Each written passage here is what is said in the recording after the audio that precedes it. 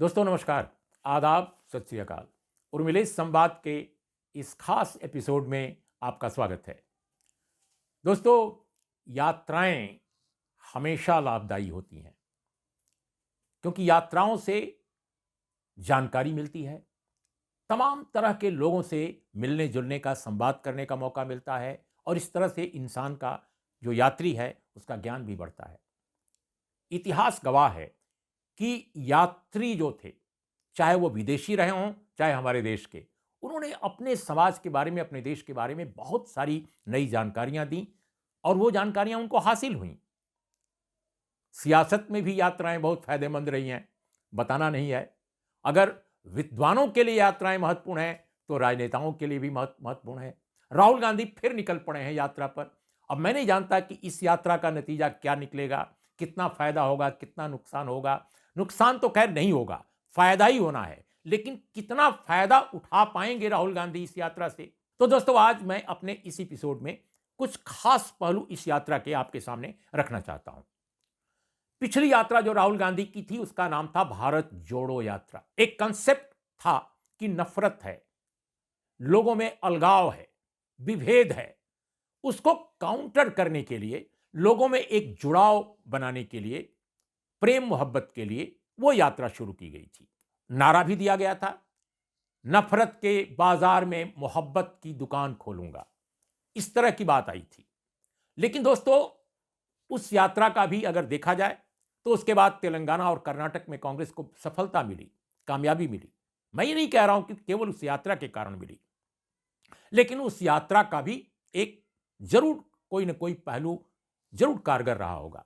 इस यात्रा जो अभी मणिपुर से मुंबई के लिए निकली है, इस यात्रा का नाम है भारत जोड़ो न्याय यात्रा। अब ये जो न्याय शब्द जोड़ा गया है, ये बहुत डिफरेंट है पिछली यात्रा से। पिछली यात्रा जोड़ने की अगर केवल थी, तो ये जोड़ने के साथ न्याय दिलाने की भी यात्रा है, एक कदम और आगे बढ़कर, और बहुत बड़ा कदम है। सवाल इस बात का है कि जिस इलाके से राहुल गांधी गुजर रहे हैं और गुजरेंगे, वहां पर न्याय की जरूरत किसको है? कौन लोग हैं जिनके साथ सबसे अधिक अन्याय होता आ रहा है?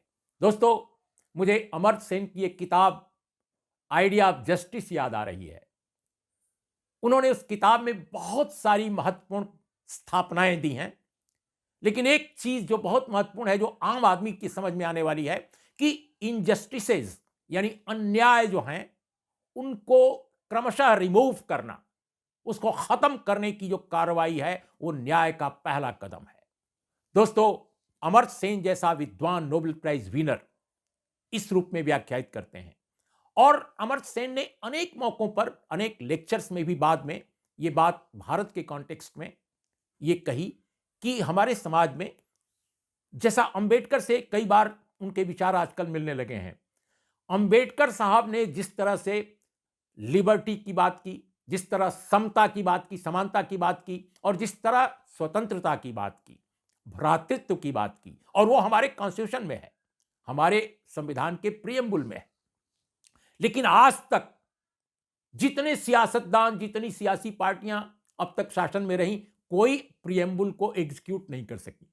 भारत की विडंबना देखिए इस लोकतंत्र की। कांग्रेस, जिसके नेता राहुल गांधी हैं, उनकी पार्टी ने तो वर्षों राज किया, लेकिन समानता के लिए कितना काम हुआ, भ्रातृत्व के लिए कितना हुआ, वो एक अलग विषय है। और आज की जो पार्टी राज कर रही है, उसका क्या इतिहास है, उसका क्या अवदान है, हम सब देख रहे हैं। तो सवाल इस बात का है कि अगर जिस इलाके से राहुल गांधी गुजरेंगे, वहां सर्वाधिक न्याय के लिए कौन लोग हैं जिनको न्याय की जरूरत है? वे दलित हैं, वे आदिवासी हैं, वो पिछड़े हैं, ओबीसी, वो माइनॉरिटी कम्युनिटी के लोग हैं, खासकर पसमादा समाज के, वो औरतें हैं, खासकर उत्पीड़ित समाजों की औरतें। क्या ये यात्रा उनको न्याय इंश्योर करने की स्थिति में है? क्या इन राज्यों में कांग्रेस का जो सांगठनिक जो सेटअप है, जो सांगठनिक संरचना है, क्या वो राहुल गांधी की कथित न्याय यात्रा के इस कंटेंट को एग्जीक्यूट कर सकेगी? दोस्तों, मैं 3 हिंदी भाषी प्रदेशों पर कुछ कमेंट करना चाहूंगा। राहुल गांधी की यात्रा जब नॉर्थ ईस्ट से निकलेगी, तो बंगाल होते हुए वो झारखंड में आएगी। बंगाल में तो उनकी पार्टी की हालत बहुत खराब है, लेकिन झारखंड में सत्ताधारी दल है कांग्रेस। हेमंत सोरेन की जो सरकार है, जेएमएम लेड गवर्नमेंट, उसमें एक कॉन्स्टिट्यूएंट है कांग्रेस पार्टी। और कांग्रेस पार्टी के जो प्रदेश के अध्यक्ष हैं वो कौन है? राजेश ठाकुर साहब हैं, अपर कास्ट हिंदू। हमें जात बिरादरी से कोई मतलब नहीं है, किसी भी जाति में पैदा होकर कोई अच्छा न्याय के लिए काम कर सकता है, बदलाव के लिए काम कर सकता है, सोशल जस्टिस के लिए काम कर सकता है, इसमें कोई दो राय नहीं है। लेकिन राजेश ठाकुर जो झारखंड के प्रदेश अध्यक्ष हैं, उसके बाद बिहार में आ जाइए तो कांग्रेस के अध्यक्ष कौन है? अखिलेश प्रसाद सिंह हैं, जो राज्यसभा के मेंबर भी हैं, पहले आरजेडी में हुआ करते थे। और इसके बाद जब आप उत्तर प्रदेश में आ जाइए तो अजय राय हैं, ये पहले बीजेपी में हुआ करते थे, आजकल कांग्रेस में हैं। अब तीनों जो अपर कास्ट हिंदू हैं, और अपर कास्ट हिंदू ही नहीं हैं, तीनों एक ही बिरादरी के हैं, उस बिरादरी का नाम है भूमिहार। अब सवाल इस बात का है, मैं ये नहीं कह रहा हूं कि इनमें न्याय की इच्छा नहीं है, बिल्कुल एग्जीक्यूट कर सकते हैं न्याय के सिद्धांत को, न्याय के विचार को, इसमें कोई दुराय नहीं। लेकिन अब तक अगर कांग्रेस ने किया होता तो आज उसकी स्थिति उत्तर प्रदेश, बिहार और झारखंड में इतनी बुरी ना होती। इतनी बुरी तो कतई नहीं होती।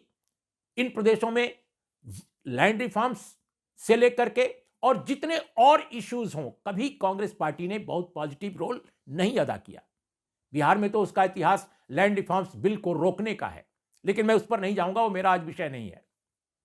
हमारा कहना है कि अगर आप न्याय की यात्रा निकाल रहे हैं और उत्पीड़ित समाजों के न्याय की बात आप कर रहे हैं, एफर्मेटिव एक्शन की बात आपने की है, रायपुर अधिवेशन में पार्टी के जातिवार जनगणना की बात आपने की है। बिहार में जातिवार जनगणना के आंकड़े सामने आ चुके हैं, जहां 63% तो बैकवर्ड कम्युनिटी के लोग हैं, दलित हैं बहुत बड़ी संख्या में। और जिस समाज से आपके नेता हैं, उनके बामुश्किल 3% से भी नीचे की आबादी है। और आमतौर पर जो अपर कास्ट हिंदू समाज है इन प्रदेशों में, वो भारतीय जनता पार्टी का आज दुर्ग बना हुआ है, किला बना हुआ है।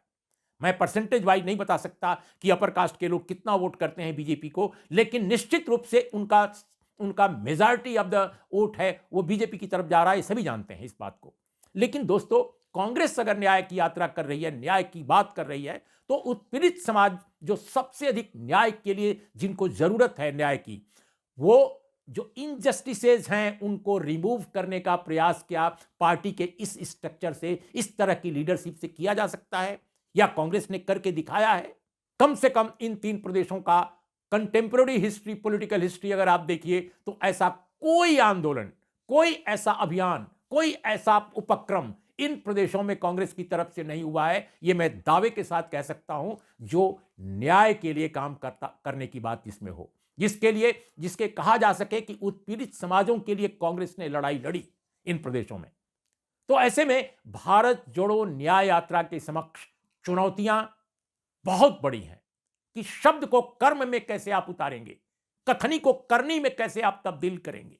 तो दोस्तों, मैं समझता हूं कि राहुल गांधी इस यात्रा में अगर यह समझने की कोशिश करते हैं कि जो थ्योराइज कर रहे हैं उनके सलाहकार उनके लिए, या वो स्वयं कर रहे हैं, और जो उनकी पार्टी का जो स्ट्रक्चर है और जो जमीनी जो आधार है, जो जमीनी असलियत है उनके कामकाज की, पार्टी के नेताओं की, उसमें और उनके शब्दों में भारी भारी दूरी है, इतना डिस्टेंस है, इतनी गहरी खाई है, जिसको भर पाना मैं नहीं समझता कि केवल एक यात्रा से संभव होगा। लेकिन बहरहाल इस यात्रा से अगर कुछ इस दिशा में कामयाबी उनको मिले तो बहुत अच्छा होगा।